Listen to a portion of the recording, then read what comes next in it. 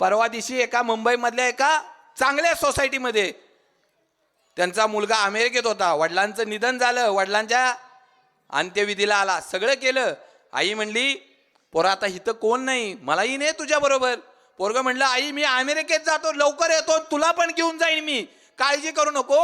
आणि तेवढ्या एका मोठ्या फ्लॅटमध्ये आई एकटीच राहत होती.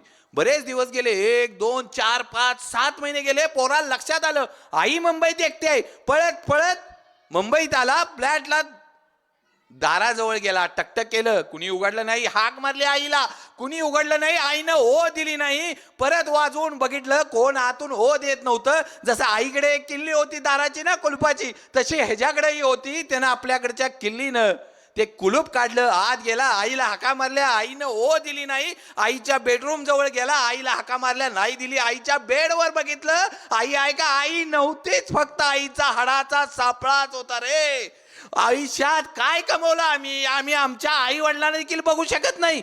अरे आम्हाला बोलाय वेळ नाही. मी मगाशी म्हणलो आम्ही अमेरिकेतल्या जगातल्या सगळ्यांशी बोलतो, परंतु आमच्या जिनं आम्हाला 9 महिने पोटात सांभाळलं, त्या आईशी बोलायला आम्हाला 2 मिनिटं नाही.